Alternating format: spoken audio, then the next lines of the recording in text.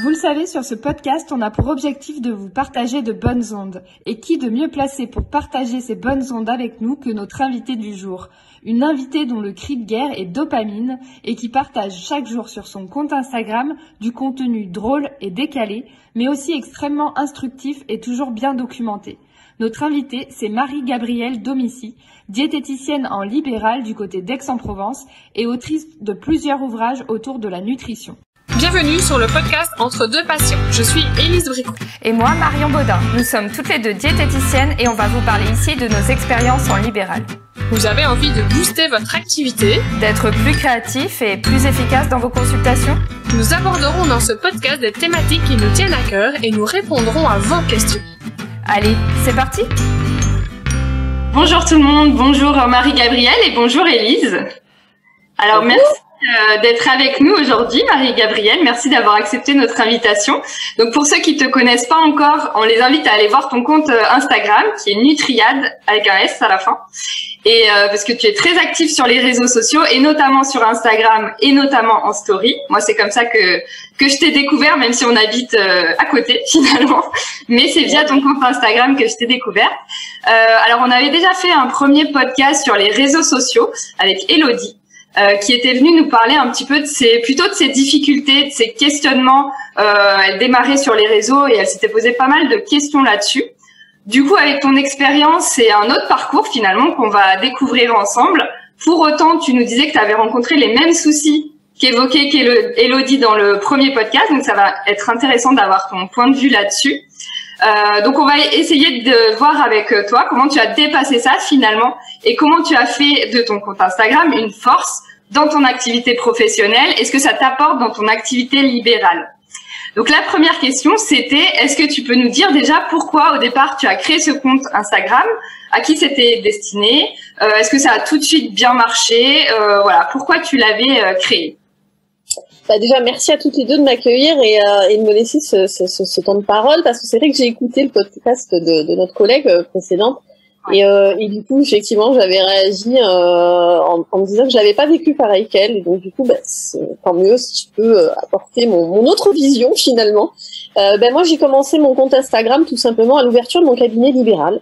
Quand je me suis installée, forcément, j'avais à cœur, en plus c'est une activité qui me tient à cœur, faire la cuisine, et j'aime cuisiner, je suis quelqu'un qui cuisine beaucoup, je m'attache à faire beaucoup maison, et c'est vrai que, moi je suis très très branchée alimentation végétale, effectivement sur les réseaux sociaux on le voit, je mets beaucoup en avant le végétal, et j'ai dans ma patientèle beaucoup de gens qui venaient me voir dans ce but-là, et qui manquaient d'idées.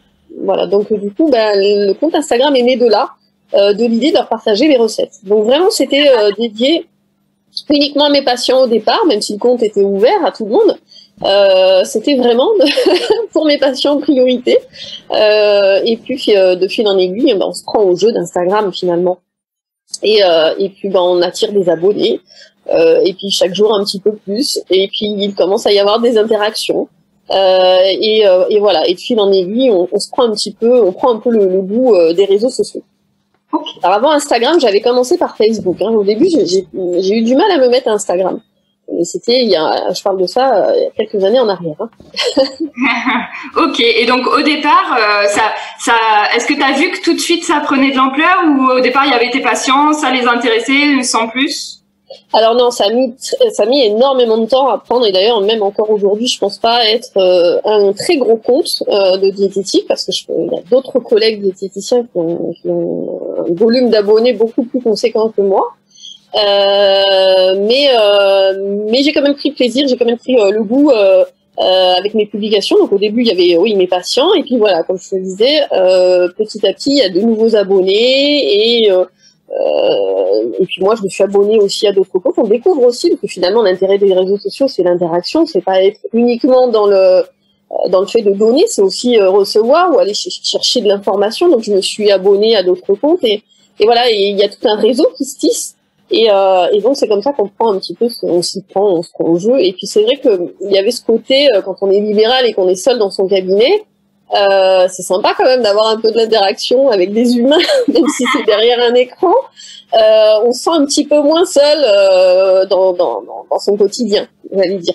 même si avec les patients on n'est pas seul, mais voilà, entre chaque rendez-vous, donc du coup, c'est venu petit à petit, on va dire. Voilà. Ok. Ici, tu as 7000 abonnés, je pense, sur ton compte. Ça t'a pris combien de temps pour avoir Ben écoute, moi j'ai ouvert mon compte Instagram en 2015.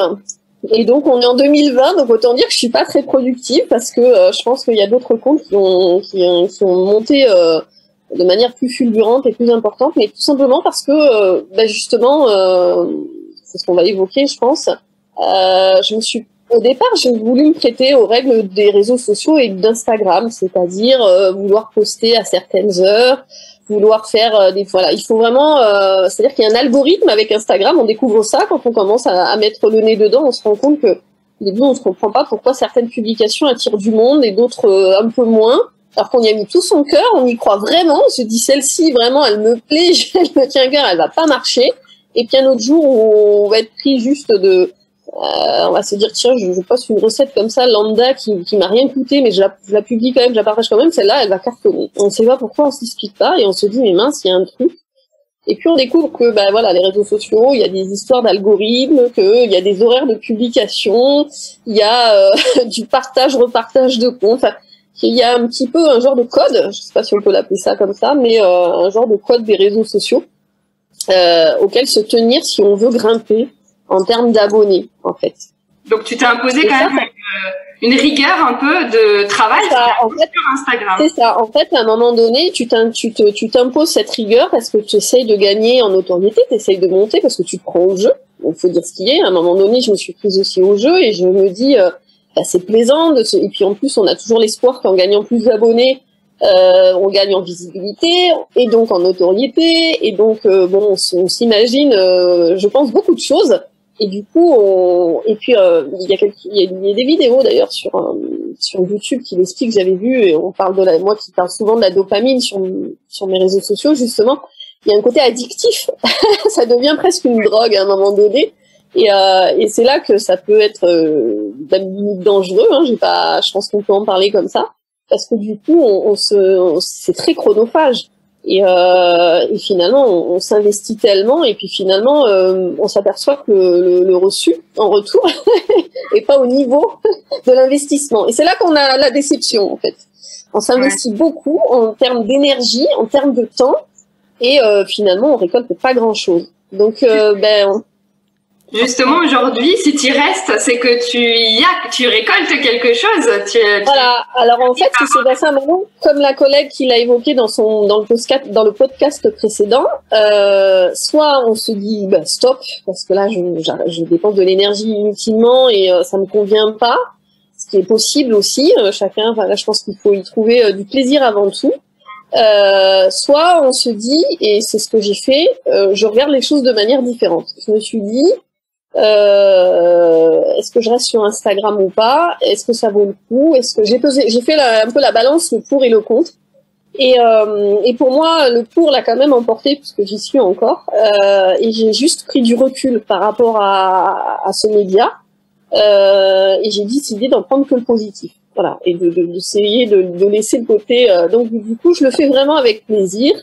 Et je ne m'astreins plus à un mode de publication. Je publie quand j'ai envie de publier. J'ai envie, en ce moment par exemple, j'ai un peu moins d'idées créatives au niveau culinaire, donc je publie pas forcément de recettes, j'ai pas de nouvelles recettes à publier et je me dis, publier pour rien, ça sert à quoi? Enfin, c'est pas très intéressant. L'idée c'est quand même de partager du vrai, du concret, de l'intéressant. Si c'est vraiment juste pour dire j'attire des likes, comme on dit dans le discours des réseaux, c'est pas très très intéressant ni pour les abonnés ni pour nous en tant que créateurs. Si j'entends bien, oui, au début tu as fait ça un petit peu pour le plaisir et tu ne pensais pas du tout à arriver dans cet engrenage-là et dans cette addiction aux réseaux sociaux. Et puis là tu arrives maintenant à prendre un petit peu de recul et à le faire plus par plaisir que par obligation. C'est ça, complètement. En fait, à un moment donné, voilà, j'ai commencé pour le plaisir.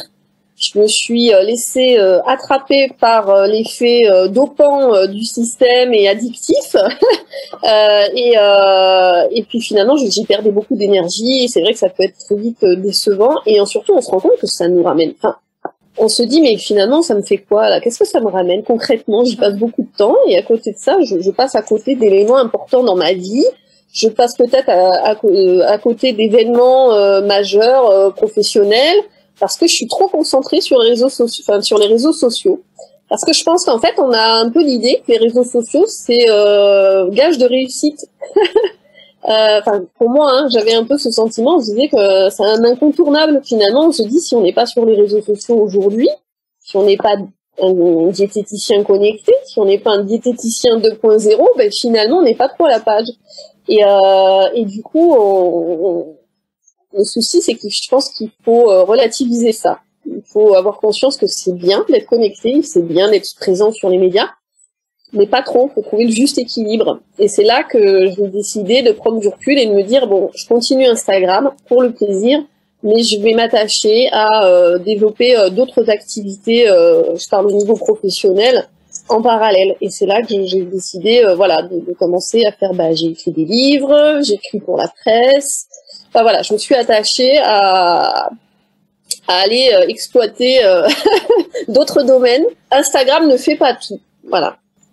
Si j'ai une petite question ici à poser peut-être pour les diètes qui nous écoutent. Combien de temps est-ce que tu conseillerais quelqu'un qui a envie de se faire connaître via Instagram, combien de temps est-ce que tu lui conseillerais de consacrer sur sa journée pour dire d'avoir quand même un impact des résultats par rapport à se créer une communauté, mais que ça n'empiète pas trop sur sa vie privée, hein. C'était ça un petit peu le souci, que ça n'empiète pas trop sur sa vie privée au quotidien. Ça, j'ai envie de te dire que c'est un petit peu propre à chacun, parce que ça dépend déjà de sa vie privée. Mais c'est sûr que quand on est une maman comme moi, avec des enfants, quand on a une charge familiale en plus, je dis pas que tout le monde n'en a pas une, mais quand on a des enfants, je pense qu'en l'occurrence, on a une charge familiale effectivement majorée. Et donc, j'ai envie de dire que c'est chacun, il trouve un petit peu ce qui lui convient.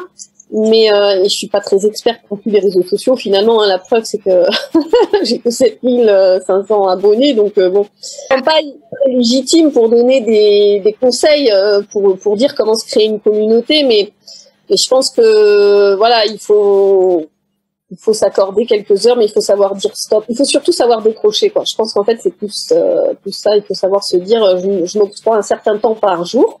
On peut mettre des alarmes sur son téléphone, on peut se dire allez, Instagram, c'est pas plus une heure, et puis c'est tout, point.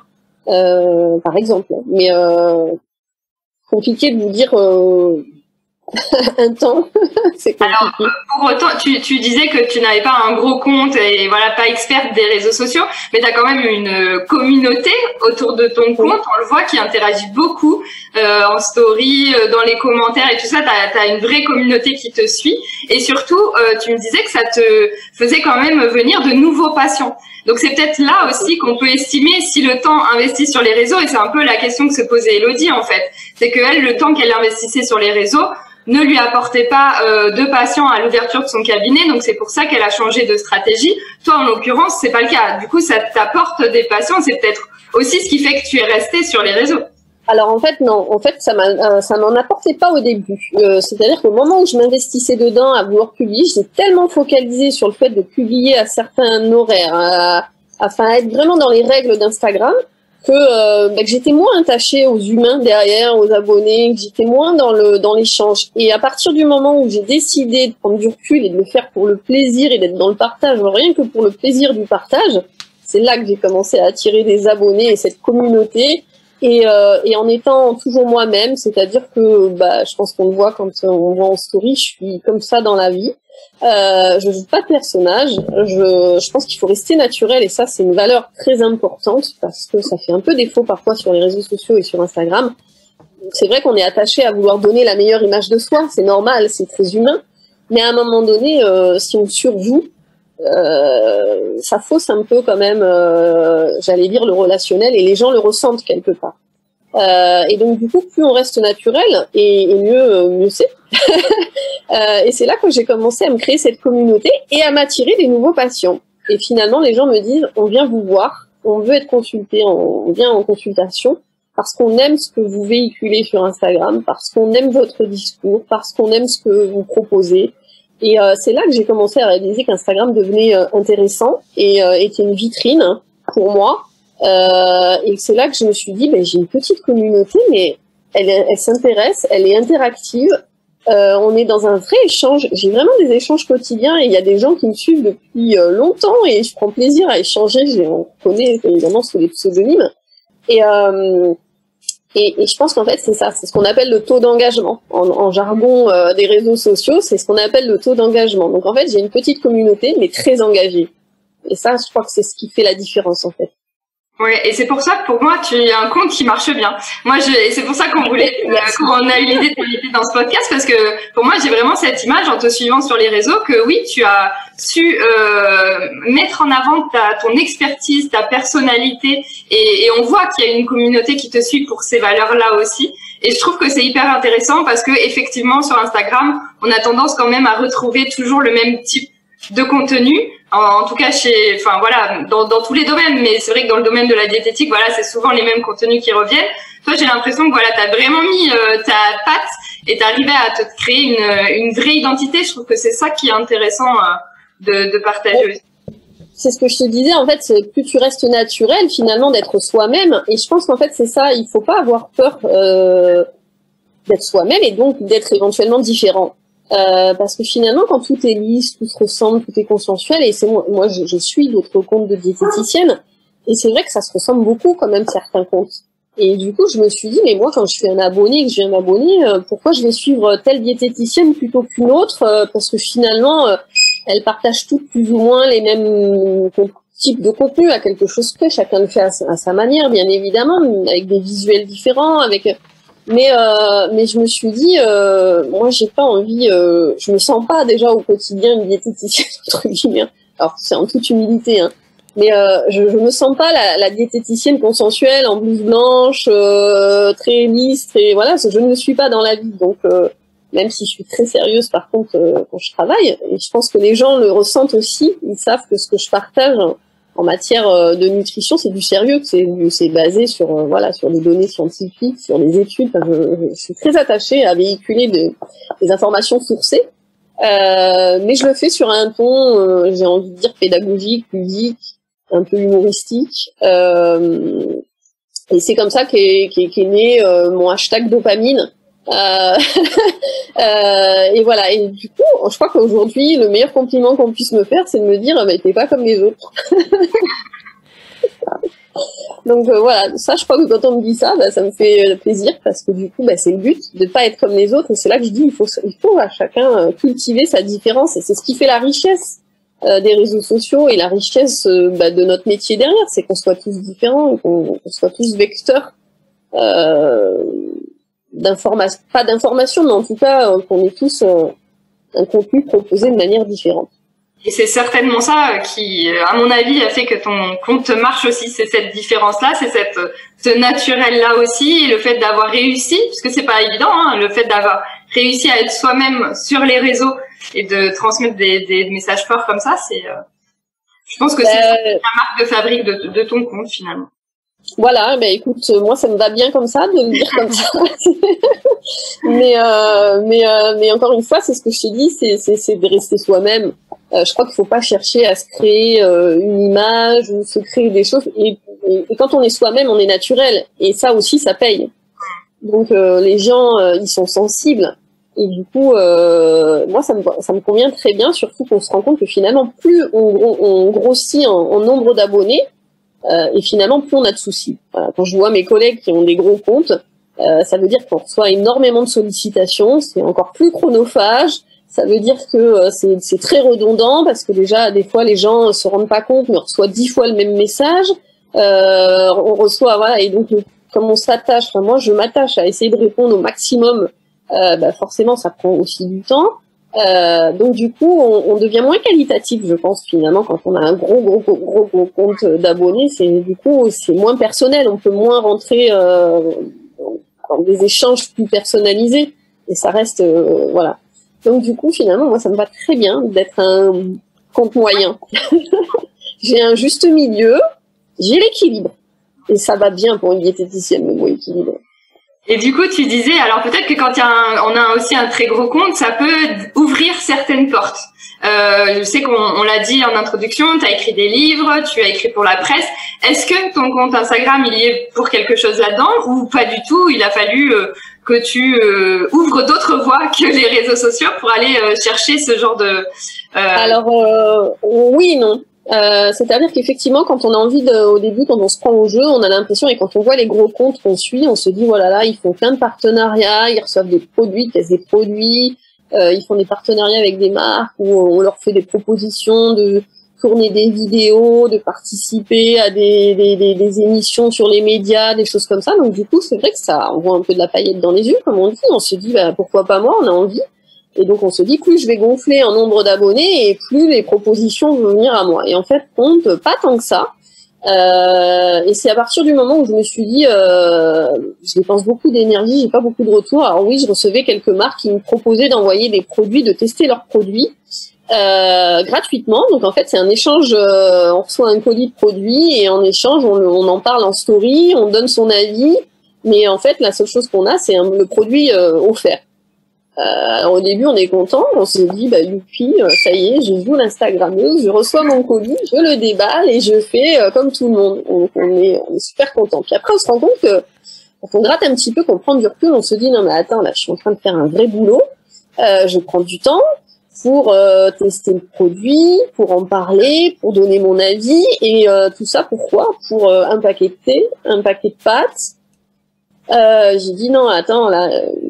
quand on prend un peu de recul, on se dit non mais est-ce que je suis pas en train de me faire avoir là? Donc du coup, on se dit non, finalement, ce genre de choses, c'est pas très valorisant. Je pense pas que ce soit très valorisant au final, même si au début on le pense. Non, finalement, avec le recul, c'est pas très valorisant. Et ça reste quand même un métier. Et je me dis mais attends, ça rentre dans mes qualifications que de parler nutrition autour d'un produit. C'est complètement mes attributions. Donc, je vais tout simplement le développer. Je vais proposer mes prestations en tant que diététicienne en disant je fais du consulting, si vous voulez, pour vous. Donc, à ce moment-là, comme tout travail mérite salaire, tout simplement, on fait des factures, on travaille sur facture et non, vous ne m'envoyez pas vos produits, vous me payez, comme tout professionnel. Voilà. Et donc, alors là, ce genre de proposition, elle vous tombe pas dessus. C'est soit vous allez les chercher, soit. Alors effectivement, peut-être les gros comptes avec des gros nombres d'abonnés vont recevoir eux plus facilement ces propositions. Mais je pense que ça aussi, c'est quelque chose qui est en train d'évoluer avec Instagram. C'est qu'effectivement, il y a quelques temps en arrière, il y avait encore, ça marchait beaucoup. Ce genre de partenariat, et puis je pense que ça commence à diminuer un petit peu, et les marques se rendent compte que justement, on parlait de taux d'engagement tout à l'heure, ce qui compte, c'est pas le nombre d'abonnés, c'est l'engagement. C'est-à-dire que ce sont les réactions que va susciter le créateur de contenu. Donc moi, dans mon cas, je sais que j'ai un taux d'engagement qui est assez intéressant. Donc, c'est-à-dire que les gens, quand je parle avec eux, quand je leur propose un produit, déjà, il y a toujours de la sincérité derrière. Je ne vais pas parler d'un produit que je ne connais pas ou que je n'aurais pas testé, donc ils ont confiance en moi. Et du coup, il y a un réel engagement de leur part. Voilà, donc je fais très peu de partenariats pour ça, parce que j'ai pas envie d'être plus une vitrine commerciale. Je suis quand même avant tout, le cœur de mon métier, c'est quand même la diététique. Je suis quand même diététicienne et j'ai plus à vocation de vouloir les informer que de vouloir leur vendre des choses. Mais voilà, du coup, c'est cette histoire de taux d'engagement qui fait qu'on peut être sollicité éventuellement pour des partenariats. C'est les sociétés vraiment qui viennent te chercher en disant, voilà, est-ce que Marie-Gabrielle, est-ce que tu veux bien parler de mon produit, le tester et alors le communiquer. Et toi, avant, tu faisais ça bénévolement et maintenant, tu t'arranges avec la société, avec la firme pour avoir une rétrocession. C'est ça, exactement. Ouais. En fait, de se rendre compte que tout simplement, il faut pas avoir peur de se sentir légitime. Et je pense que c'est ça qui fait aussi défaut et sur les réseaux sociaux. Et c'est vrai que c'est difficile, le métier de diététicien, on le sait tous, pour démarrer, c'est compliqué de se faire une patientèle, de se faire connaître, de se faire entendre. Et je pense qu'à un moment donné, il faut savoir qu'on est légitime dans notre rôle. Et cette légitimité, elle a un coût. Je veux dire, pourquoi on serait pas rémunéré pour le temps consacré, passé à tester et ensuite valoriser le produit, parce que pour la marque, c'est très utile, c'est du marketing et c'est du marketing pas cher. Donc, je pense qu'il faut prendre le recul par rapport à ça. Il faut pas avoir honte de se dire je suis en droit de réclamer un salaire pour ça. Alors du coup, il y a les marques qui nous sollicitent pour ça, mais pour en revenir moi aux prestations que j'ai développées, comme par exemple écrire des livres ou écrire pour la presse, ça par contre c'est moi qui suis de mon côté. C'est pas ça m'est pas tombé dessus. Ça par contre c'est moi qui a fait la démarche et qui est allé contacter. C'est ça. Les journalistes. Donc en fait. Voilà, les partenariats, moi, j'ai jamais été les chercher. Ce sont eux qui sont venus me solliciter. Mais par contre, les travaux, voilà, comme d'écrire pour la presse ou d'écrire des livres, ça, c'est complètement personnel. C'est ma démarche personnelle et c'est complètement moi qui ai été démarchée, maison d'édition, voilà. J'ai 2 questions en tête. En fait, la première, c'était pourquoi. Donc, comment ça se passe en fait quand tu reçois un produit? Et si dans ta story ou dans le post que tu vas faire, tu n'es pas convaincu du produit, alors que tu as demandé une rétribution, une commission derrière, comment ça se passe alors? Tu t'es clair, t'es honnête avec tes valeurs, et même si t'es pas contente du produit, tu vas quand même le présenter? Ou est-ce que tu dois aller dans le sens et faire vraiment de la publicité pour le produit, pour la société qui te paye? Comment ça se passe? Alors ça se passe que déjà, je n'accepte pas le partenariat tant que je ne suis pas... Enfin, je veux dire, quand on vient me démarcher, il faut que je sois déjà convaincue que j'ai envie de tester, parce qu'il faut que le produit soit déjà conforme à mes valeurs.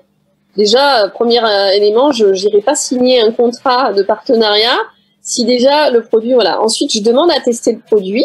Je suis honnête. Je leur dis, moi, je suis diététicienne, j'ai une éthique, j'ai des valeurs. Je suis avant tout un professionnel de la nutrition. Je me positionne vraiment dans mon rôle. Et je leur dis, voilà, je teste, ok pour tester votre produit, mais j'en parle en toute honnêteté, en toute franchise. Donc vous prenez le risque que ça puisse ne pas me convenir. Et c'est à la marque. Enfin, je veux dire, il faut vraiment, jouer carte sur table et être honnête encore une fois, faire preuve d'honnêteté. Et bien souvent, les marques, c'est ce qu'ils veulent justement, parce que moi, c'est ce que mes abonnés, ils attendent de moi, de l'honnêteté. Donc j'ai pas envie d'aller trahir leur confiance. Donc vraiment, et en plus, comme je le disais, je fais très peu de partenariats. Aujourd'hui, j'ai que 2 partenariats vraiment attitrés. J'en fais très peu. Mais c'est intéressant ce retour-là, parce que c'est une question qu'on se pose souvent en tant que diététicien. Est-ce qu'on a le droit de faire des partenariats? Quelles limites on doit se fixer?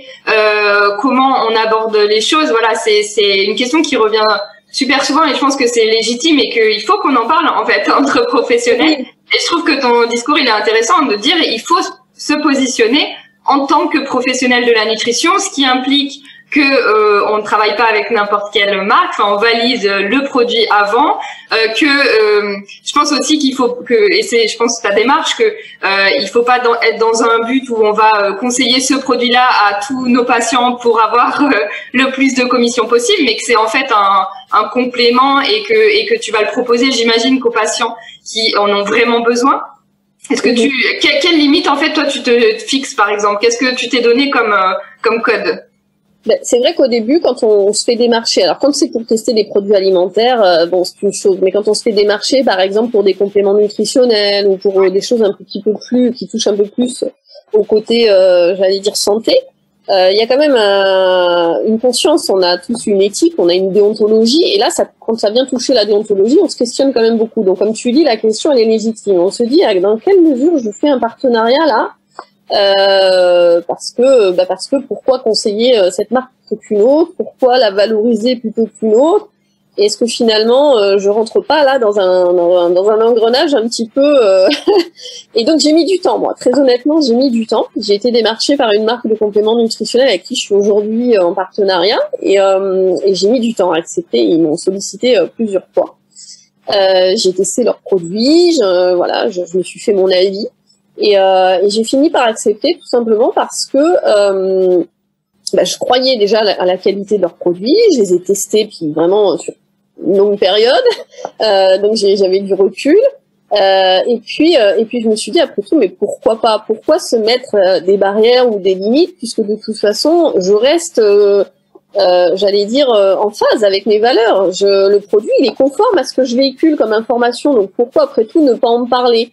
Et bien évidemment, moi, je m'attache à donner des informations sur mon compte Instagram, mais les gens en font ce qu'ils veulent, des informations. C'est-à-dire que j'évite les discours trop directifs.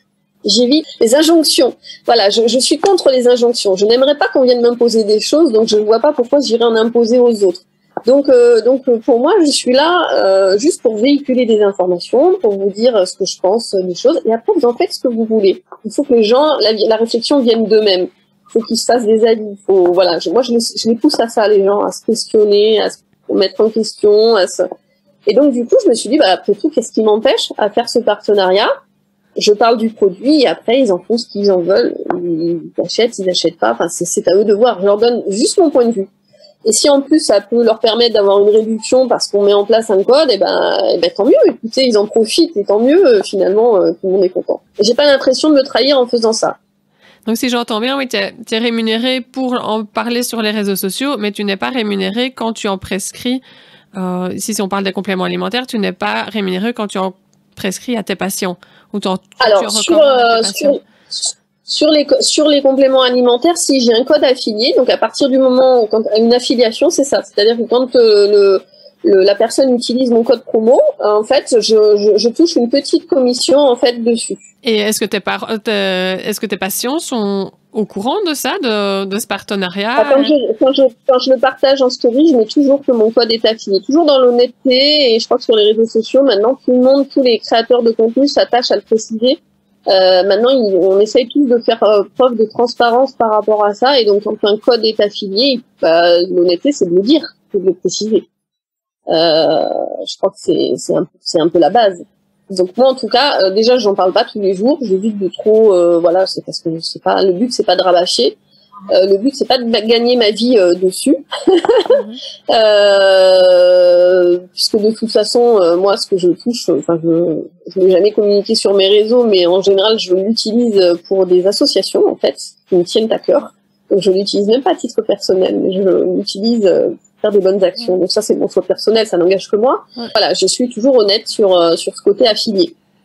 Ok, donc en fait, les limites que tu t'es posées, déjà produit de qualité que tu as testé et que tu valides à 100%, et la transparence, le côté transparent, tu es honnête avec les gens auxquels tu communiques le code, et puis il faut que la marque corresponde à tes valeurs, quoi, finalement. Ah ben c'est la base.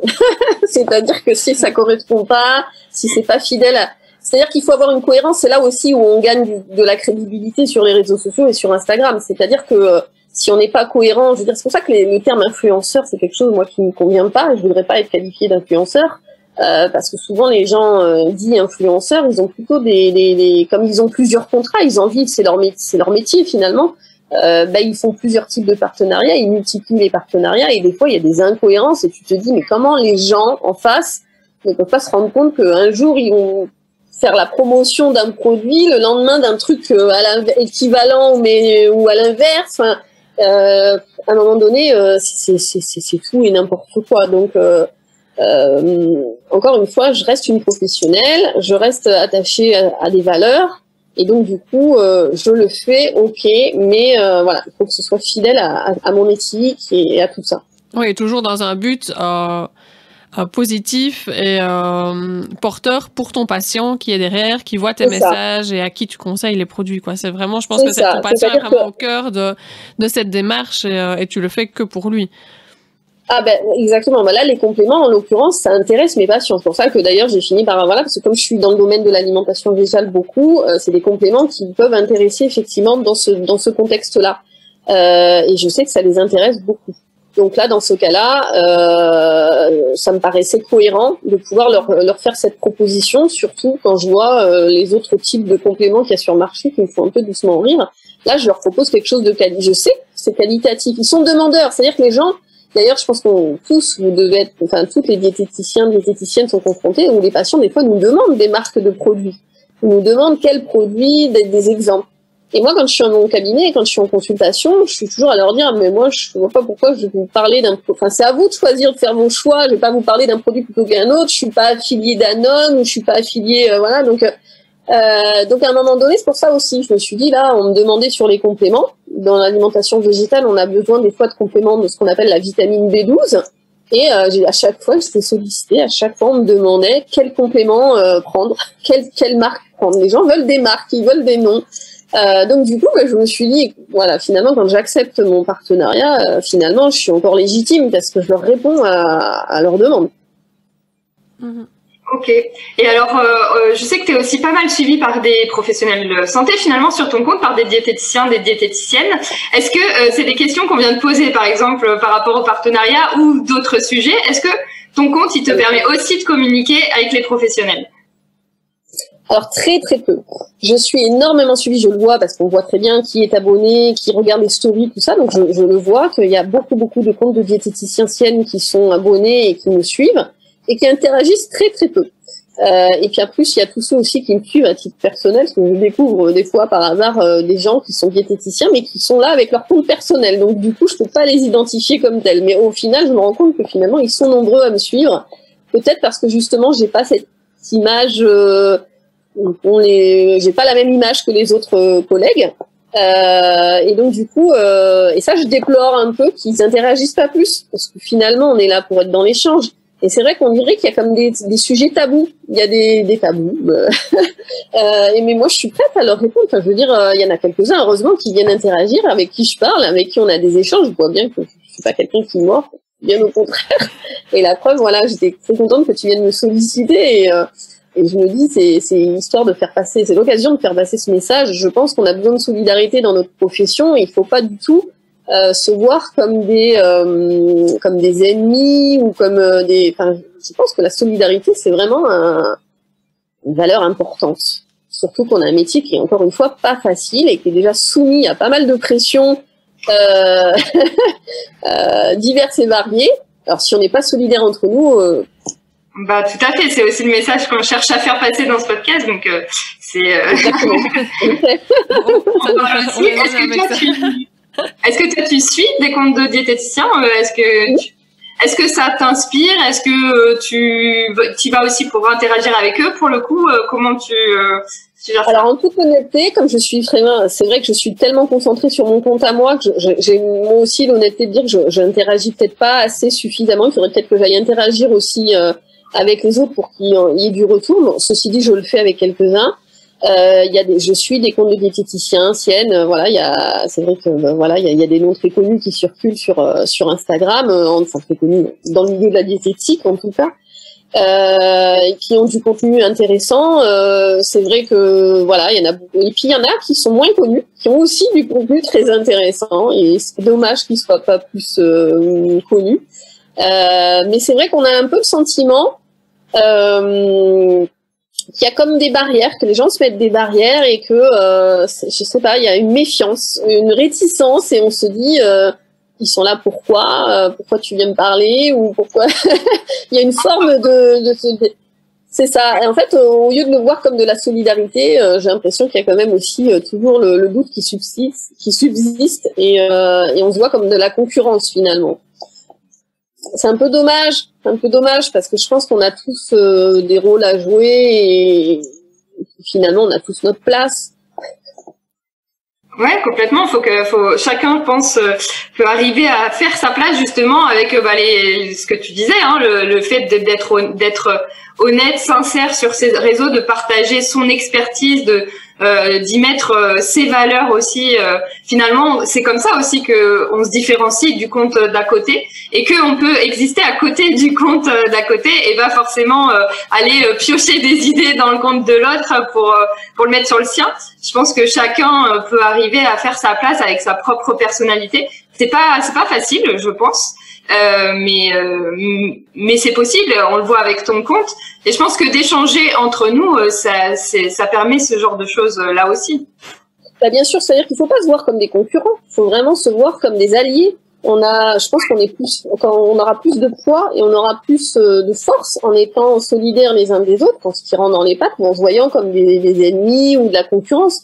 On a tous des valeurs ajoutées. Voilà, il faut vraiment cultiver nos différences. C'est vraiment en assemblant nos forces et nos compétences que, ben voilà, qu'on aura plus de poids et qu'on pourra faire passer notre message. Alors après, bien sûr, on a tous une façon de travailler différente. On a peut-être des visions différentes aussi. Je voyais encore là, des fois sur des réseaux, sur les groupes Facebook d'échange de diététiciens, des fois on n'est pas raccord. Et je pense que justement, ça aussi, c'est une force de pas être d'accord. Alors à condition d'être ouvert d'esprit et de se dire, ben là, il y a en face de moi, j'ai un professionnel qui pense différemment de moi, mais et si je l'écoutais pour voir, il a peut-être des choses à m'apporter et j'ai peut-être des choses à lui apporter.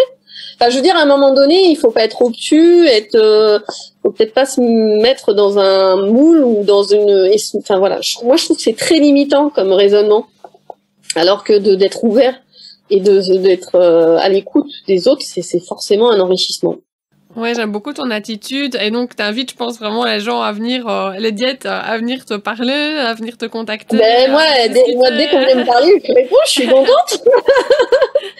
Et d'ailleurs, de temps en temps, je m'attache. Alors c'est vrai que du coup, je le dis, mais du coup, il faudrait que je m'attache aussi à le faire un peu plus souvent. Et d'ailleurs, ben, pas plus tard que ce matin, je le faisais. Je partageais une collègue qui a participé à une émission hier sur France 5 et je trouvais que son intervention était super intéressante, super ludique. Donc du coup, ben, je l'ai partagée sur mes réseaux parce que moi, ce que je partage, c'est l'information.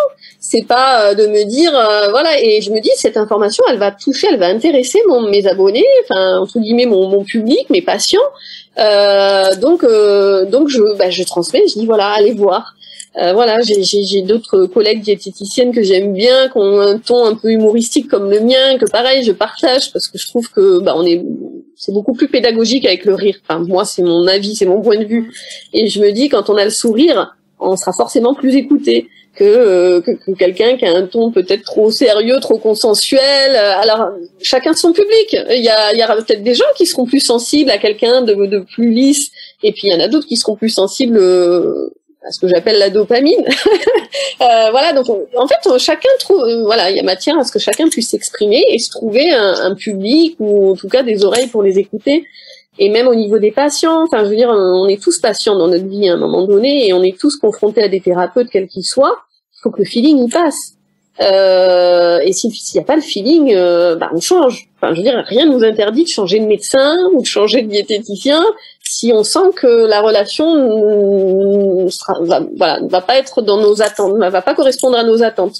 Le fait que les gens te connaissent déjà avant de venir en consultation chez toi, comme ils te connaissent via les réseaux sociaux, est-ce que c'est un gage de fidélité de tes patients auprès de toi? Est-ce que tu vois que tu as moins peut-être d'abandon durant tes suivis grâce au fait qu'ils te connaissent et qu'ils t'ont vraiment choisi en connaissance de cause?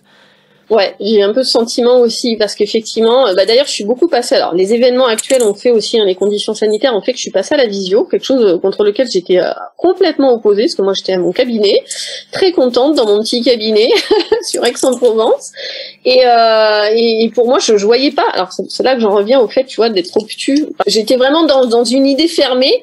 Que pour moi la consultation diététique se faisait vraiment de manière qualitative que de visu. Je voyais pas les choses autrement. Et puis voilà, même un petit peu avant les conditions sanitaires actuelles, je me suis mis quand même à la visio parce qu'il y avait une demande, parce que justement par Instagram, je recevais des demandes de gens qui n'habitaient pas la région, qui voulaient être en consultation avec moi, qui me disaient non, on veut être consulté par vous, parce que ce que vous dégagez, votre discours, tout, on veut que ce soit vous. Et je me suis dit mince, là je touche une patientèle que j'ai pas forcément à mon cabinet, parce que c'est vrai que sur Aix-en-Provence j'avais du mal à décoller, je vais être très honnête, en libéral parce qu'on est nombreuses sur la région. Et là je me dis mince, je touche des gens, donc c'est dommage de me fermer des portes, des gens qui sont dans une attente, qui sont dans le désir, et moi parce que je me mets des limites, je leur dis non. Donc du coup j'ai commencé la visio à partir de ce moment-là, et puis ça s'est accentué, et maintenant je ne travaille plus qu'en visio d'ailleurs là. Enfin j'ai pas réouvert mon cabinet parce que voilà, le contexte actuel ne s'y est pas prêté. Et en fait, ça fonctionne très très bien. Et effectivement, pour te répondre à ta question, je pense que le fait de me suivre, les gens me suivent tous les jours régulièrement sur Instagram. Donc du coup, ils continuent à avoir du suivi et de l'information. Alors pareil, il faut doser son information. C'est vrai que je l'ai pas donné tout à l'heure, mais moi, je m'attache à ce que je transmets sur Instagram soit de l'ordre du général. parce qu'après, moi, mon patient, quand il vient me voir, il me paye une consultation. À un moment donné, il est en droit de recevoir une information que je ne vais pas donner gratuitement sur les réseaux sociaux. C'est aussi ça où il faut faire la part des choses et où je m'aperçois.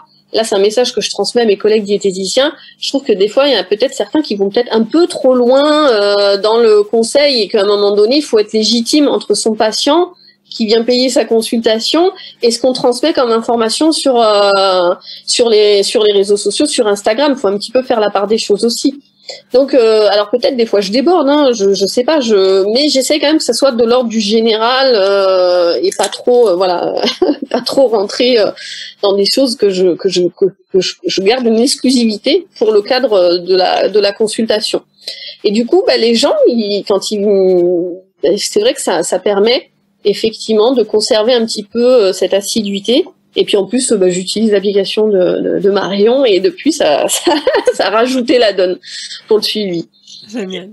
Est-ce que les patients que tu reçois en consultation... C'est encore une fois de l'objectivité, de la sincérité. Je suis désolée, je suis comme ça.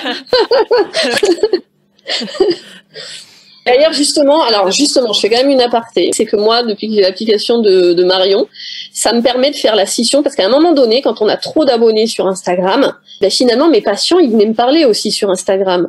Et le problème, c'est que quand on a trop de questions par jour, les questions des patients étaient noyées dans celles des abonnés Instagram. Et là, j'ai dit, c'est plus possible. En fait, c'est là que j'ai recontacté Marion. J'ai dit, non, Marion, je vais tester ton... Et ça me permet, l'application me permet de centraliser mes patients quand même. Et je leur dis, pour tout ce qui est de l'ordre du professionnel, vous venez sur l'application. Et pour tout ce qui est autre chose, Instagram, tout ça, vous venez sur Instagram. Parce que le danger d'Instagram, c'est que du coup, les gens pensent qu'on est totalement disponible en permanence. Parce que finalement, Instagram, c'est aussi du loisir. Donc des fois, j'y suis le soir, j'y suis le week-end. Et les gens, ils savent pas forcément faire cette différence. Et du coup, on peut recevoir des questions de patients à 11h du soir. Ça les dérange pas, ils sont dans l'instantané. C'est le but d'Instagram. Donc, et c'est là où il faut se protéger aussi. C'est un message important que je voulais transmettre parce que c'est là où ça peut devenir vite chronophage et empiéter sur sa vie personnelle. Si on se laisse attraper par ça et si on se laisse prendre par ça. Parce que du coup, on n'a plus d'horaire. Alors déjà qu'en tant que libéral, c'est très prenant, mais si en plus on se rajoute Instagram avec ça, il faut savoir se mettre des limites.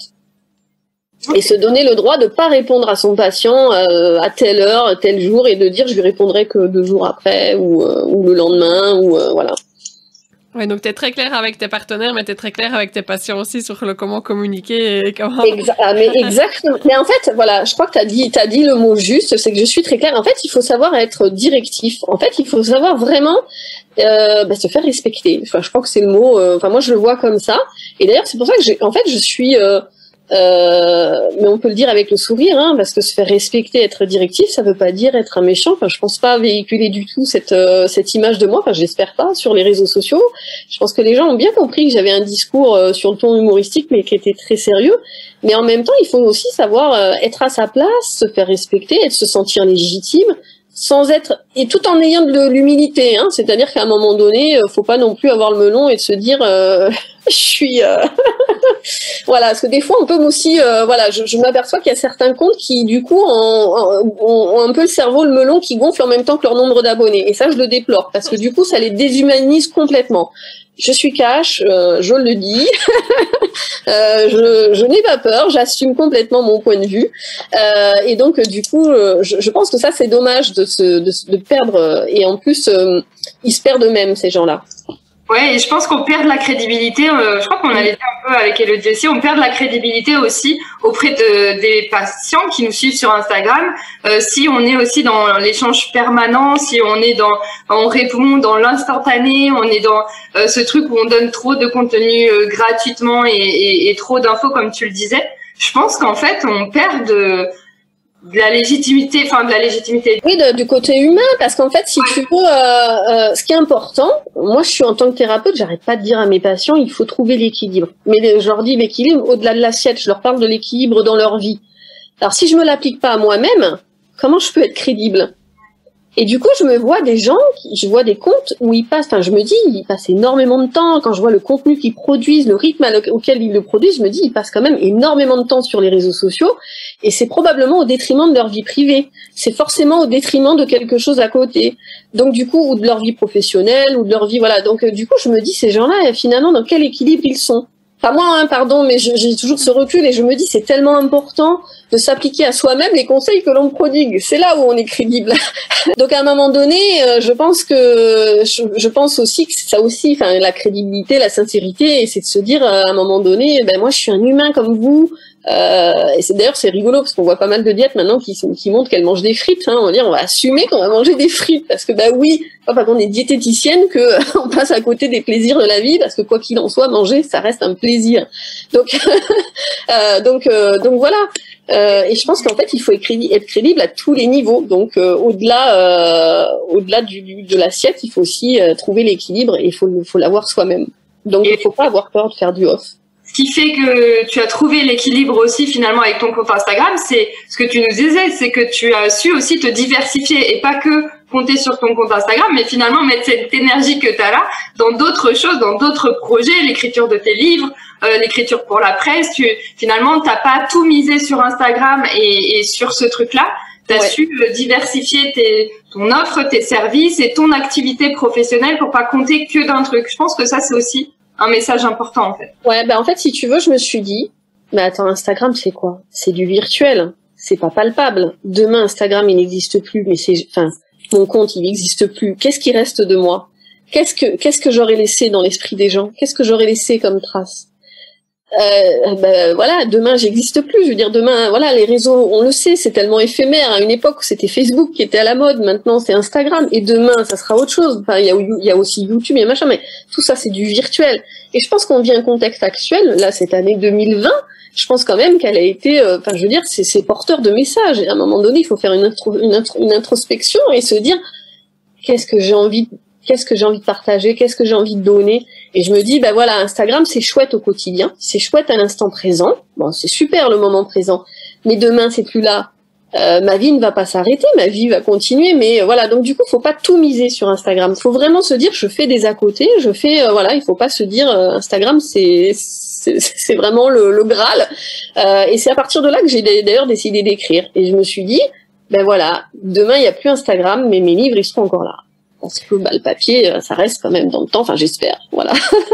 Bon, en plus, il y avait l'idée de transmettre, je voulais que mes enfants, parce que c'est vrai que le dernier que j'ai écrit, c'était en rapport avec l'alimentation et les enfants, et ça me tenait à cœur de transmettre aussi, laisser, j'allais dire, cette forme d'héritage à mes enfants.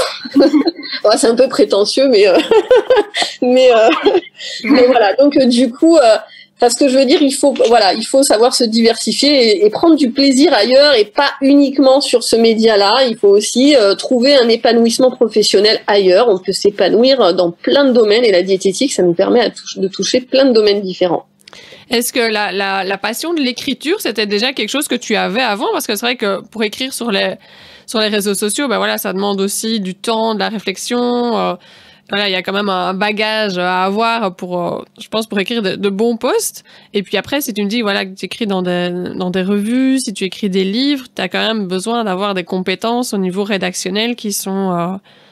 En fait, j'ai commencé avec quand j'ai fait Instagram, tout le monde m'a sollicité en me disant, mais il faut faire aussi un blog, parce qu'en fait, je faisais mes recettes. Au début, j'ai commencé sur Facebook. Et donc, Facebook, quand les recettes se publient, au fur et à mesure, elles se perdent dans le fil. Et donc du coup, les gens me disaient, mais on retrouve plus tes recettes ou faut remonter trop loin, il faudrait que tu crées un blog. Et c'est à partir de là que j'ai commencé à dire, je vais me créer un blog. Et dans le blog, j'y mets mes recettes. Du coup, je me dis, au moins avec un blog, ça permet de faire un répertoire, c'est plus facile. Et de là, j'ai décidé de faire aussi des articles. Alors, j'en ai pas fait tant que ça, finalement, avec le recul, mais j'ai commencé à prendre le goût de l'écriture et à me dire, tiens, je peux donner des choses intéressantes sous forme d'articles.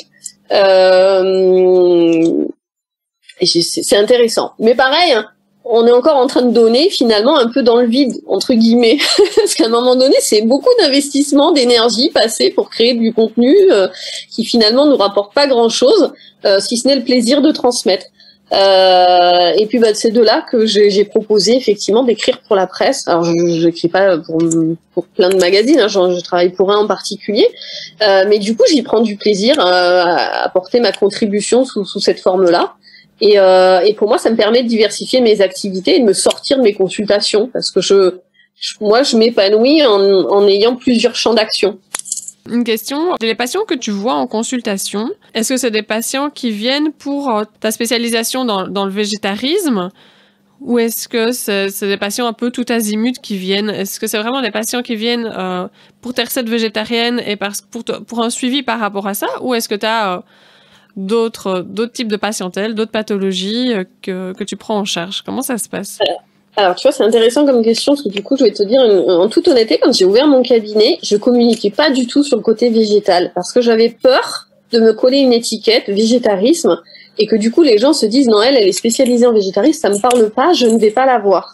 T'avais peur de te limiter au niveau de ta patientèle. Voilà, j'avais peur d'être très limitée, voilà, d'avoir peu de patients et d'être très limitée. Donc, du coup, je communiquais pas dessus. Je disais que j'étais diététicienne, et puis, voilà, je veux dire, le terme est général, et je touche à tout le monde. Et puis pareil, à un moment donné, je me suis réveillée, j'ai dit mince, mais pourquoi tu communiques pas dessus? C'est ta force, c'est ta différence. Il faut cultiver sa différence. Donc c'est vraiment en expérience de cause que je parle de tout ça parce que c'est du vécu.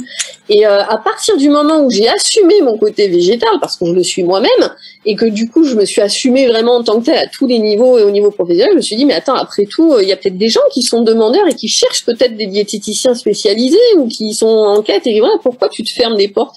Voilà, c'est-à-dire qu'à vouloir, j'avais peur d'être enfermée dans un cadre, d'être limitée, et finalement c'est à partir du moment où j'ai assumé ma différence que ça m'a ouvert des portes. Et aujourd'hui, quand je questionne les gens qui me suivent, j'avais fait un sondage il n'y a pas de temps pour savoir par quel type de gens j'étais suivie. Mais en fait, je suis suivie par très peu de végétariens liens. C'est beaucoup des gens omnivores, flexitariens, qui ont envie d'aller vers une démarche plus végétale et qui du coup viennent chercher de l'information. Et dans mes patients, c'est pareil. Finalement, en fait, c'est beaucoup des gens qui viennent me consulter. Ils sont pas forcément végétariens. Il y en a, bien sûr, mais il y en a beaucoup qui sont dans la démarche de vouloir alléger, entre guillemets, végétaliser, rendre plus vert, mais sans aller forcément au bout de la démarche. Et finalement, ça m'a ouvert des portes. Donc encore une fois, des fois, on se met bêtement des barrières parce qu'on est avec des idées préconçues, quoi. C'est tellement dommage. À partir du moment où on lève les barrières, il y a tout qui, voilà, on voit les choses beaucoup de manière différente. Ouais. Ça rejoint un peu ce que tu disais tout à l'heure, le fait d'être aligné finalement avec ses valeurs, avec le fait d'être honnête, sincère sur les réseaux. Mais en fait, tu es allé encore plus loin et tu as mis en avant cette expertise-là et en fait, ça ouvre des portes, quoi. C'est ça. Alors, c'est-à-dire que moi, les gens le savent. Je pense que quand on me suit en story, on comprend très bien que je suis animée par, j'ai une éthique, que j'ai l'amour des animaux. Je pense que bon, c'est plus que clair. Mais justement, ça m'a pas fermé de porte pour autant parce que je me suis dit, est-ce que je vais pas être étiquetée? Moi, j'ai du mal avec les étiquettes, parce que forcément, il y a toujours un côté négatif. Il y a toujours des a priori. C'est ce qu'on dit, c'est ce qu'on évoque depuis tout à l'heure, les a priori et les barrières. Et en fait, finalement, quand on fait preuve de sincérité, mais les gens, ils font abstraction de ça et ils vont au-delà. Et finalement, ils viennent me consulter parce que justement, ils ont compris que j'étais dans un message de tolérance et que on pouvait avoir des convictions, mais qu'on pouvait être aware. Je sais pas si je peux le dire comme ça, mais voilà quoi. Donc voilà, il faut encore être une fois à l'écoute des autres et voilà.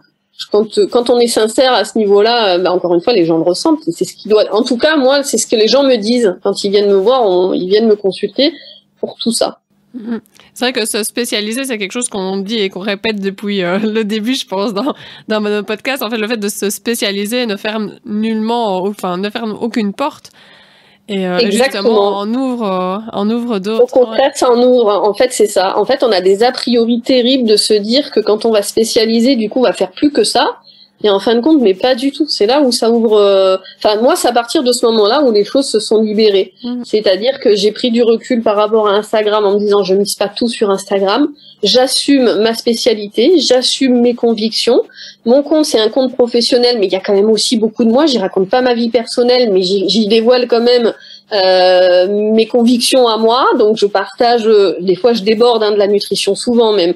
Mais pour moi, c'est quand même cohérent avec la nutrition parce que j'évoque beaucoup la nature, les choses comme ça. Mais parce que pour moi, c'est notre alimentation, elle vient de la nature, elle vient pas d'ailleurs. Je veux dire, voilà. Et je pense que j'arrive à toucher les gens comme ça parce que j'ai une vision de mon métier. Où pour moi être diététicienne c'est pas uniquement l'équilibre, je suis pas là pour mesurer les protéines, les lipides et les glucides, je suis vraiment là pour vous dire d'où vient, et c'est comme ça que j'ai attiré les gens, en leur faisant un petit jeu que j'avais appelé le jeu du lundi. J'ai un peu abandonné parce que c'était un peu chronophage justement. Et de leur voilà, de chercher à être curieux et de se dire mais vous avez des choses dans votre assiette, est-ce que vous savez d'où ça vient, d'où ça provient? Les gens n'avaient jamais vu, par exemple, ils mangent du sésame et en fait les gens ne savent pas à quoi ressemble comment pousse le sésame. C'est fou. Et donc du coup voilà, c'est comme ça qu'on gagne un peu les gens aussi, c'est-à-dire que du coup pour moi dans ma vision de métier de professionnel de la nutrition, c'est pas uniquement j'avais pas envie d'être associée à la perte de poids. Parce qu'en libéral, c'est vrai qu'on consulte quand même beaucoup pour ça. Mais j'avais vraiment cette envie de transmettre tout ce qui est autour de la nourriture et du bien manger et des aliments et d'être curieux de tout ça.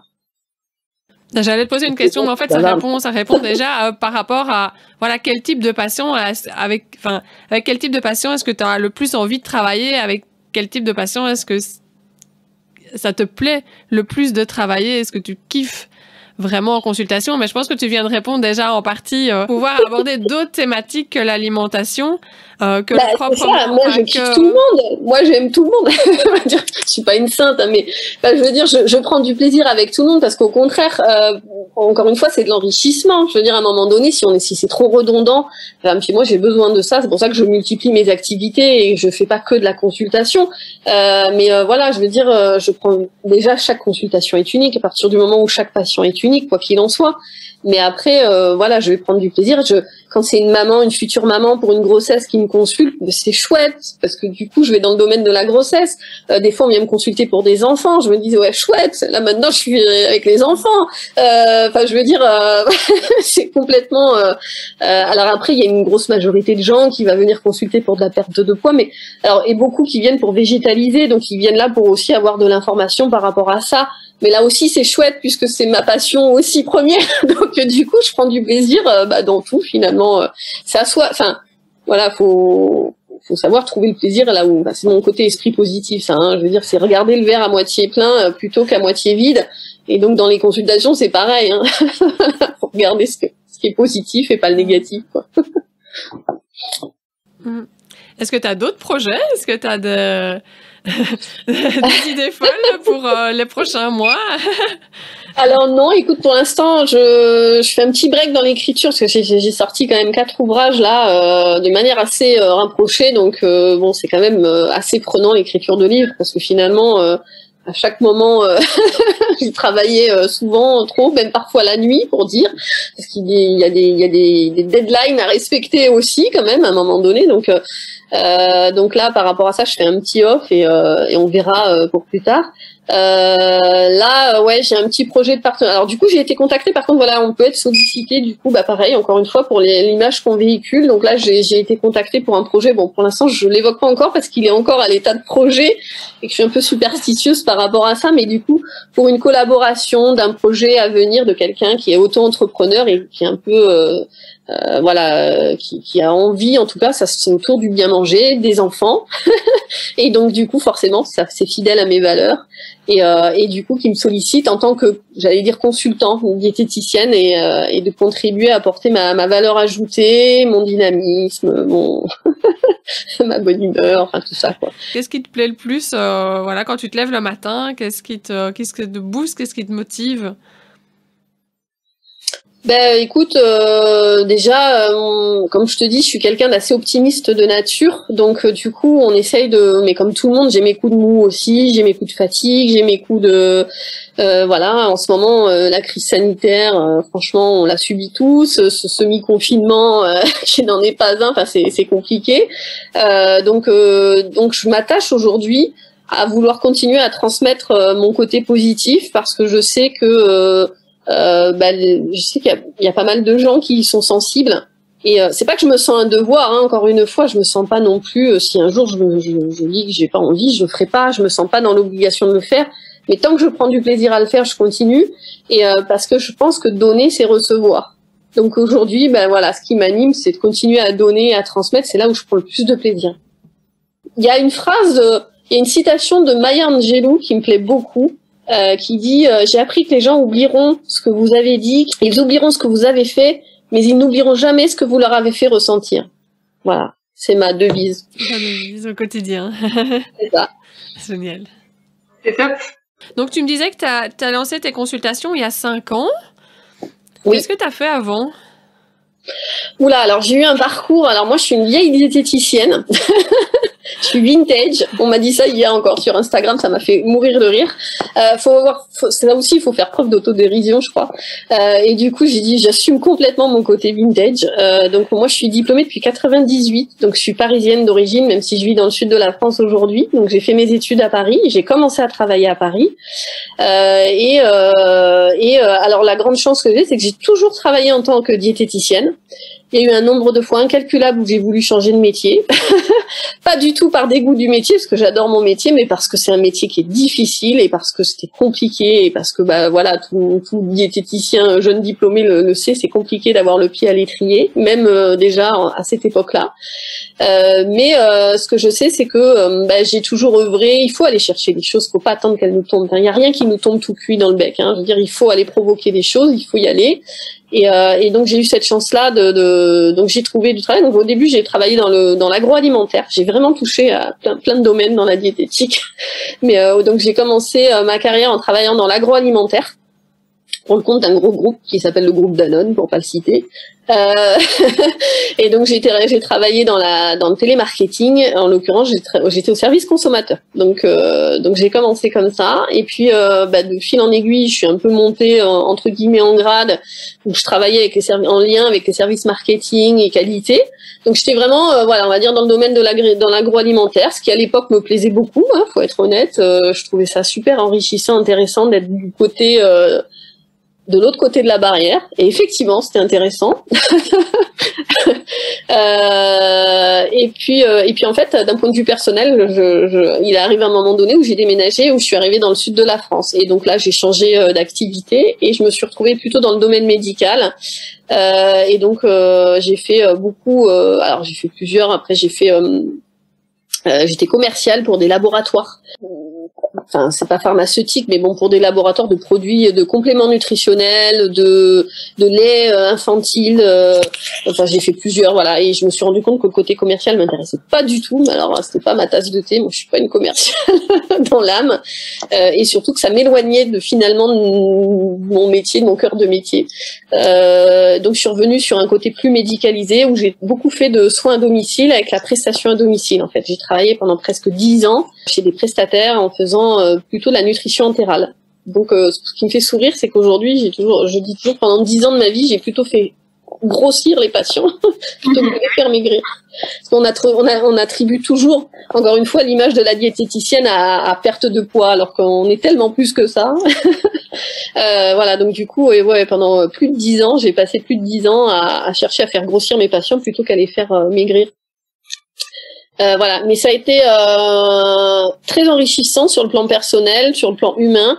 Mais c'est vrai que d'être confronté à la maladie, et je pense que tous les collègues qui travaillent en hospitalier pourront le dire, des fois ça peut être pesant aussi sur le plan humain, quoi. C'est pas évident. En plus, moi j'étais là aussi spécialisée, donc j'étais beaucoup dans la pédiatrie. Donc je faisais beaucoup d'oncopédiatrie. Alors autant dire que bon, voilà, j'ai vu des choses pas très gaies tous les jours. Donc ça, plus la neuro, la cancérodigestive, ORL, tout ça, gastro. Donc c'est accompagné des patients qui étaient nourris justement par nutrition entérale à domicile. Et en plus, quand on va à domicile, il y a un contexte encore plus particulier parce que on rentre dans l'intimité du patient, quoi. Donc à un moment donné, ils nous considèrent aussi comme on les soutient dans des moments difficiles parfois. Et c'est prenant sur le plan humain. Et quoi, professionnellement, alors, il y a 5 ans, tu as voulu changer de direction? C'est ça. En fait, à un moment donné, je suis devenue maman aussi. Et à un moment donné, la pédiatrie, c'était plus... Enfin, j'ai beaucoup donné quand j'y étais. Et puis à partir du moment où on devient maman, on fait un peu le parallèle, faut être honnête. Donc moi, quand je voyais un enfant décédé, c'était plus possible. Quand on devient maman soi-même, on s'identifie. Et puis voilà, quoi. C'est vrai que du coup, ça devenait très compliqué à gérer pour moi au niveau émotionnel. Et j'ai dit, c'est plus possible. possible. Et en parallèle de ça, moi, j'avais aussi cette attirance pour l'alimentation. C'est à partir de ce moment-là où je m'ouvrais aussi à l'alimentation végétale, où j'étais en transition, on va dire, dans ma vie personnelle aussi. Et du coup, ce domaine d'activité correspondait plus trop, hein, parce que franchement, quand on voit les poches de nutrition entérale, voilà.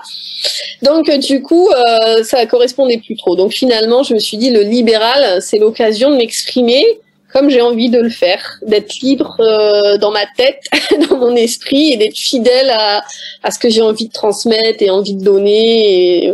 Et donc finalement, voilà, le libéral, ça m'offre cette liberté-là, ce qui est quand même déjà très important. Donc là, tu vas un petit peu à l'encontre de toutes tes expériences passées. Enfin, le marketing, tu voulais plus entendre parler de ça. Et donc là, tu essayes vraiment d'être plus sincère, comme tu le disais, et de ne pas justement vouloir vendre quoi que ce soit. Ah mais c'est-à-dire que je referais, on me demanderait, je referais tout pareil, parce que finalement tout ce que j'ai traversé, ce sont toutes des expériences qui font que je suis la personne que je suis aujourd'hui.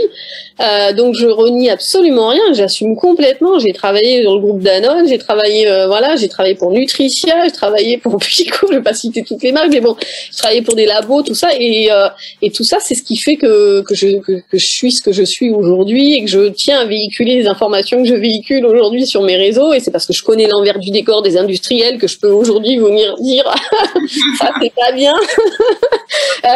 C'est parce que c'est tout ça. Donc du coup, je renie absolument pas du tout mon parcours professionnel qui a été extrêmement enrichissant. J'ai rencontré des gens aussi sur le plan humain, que ce soit en termes de patients, en termes de collègues.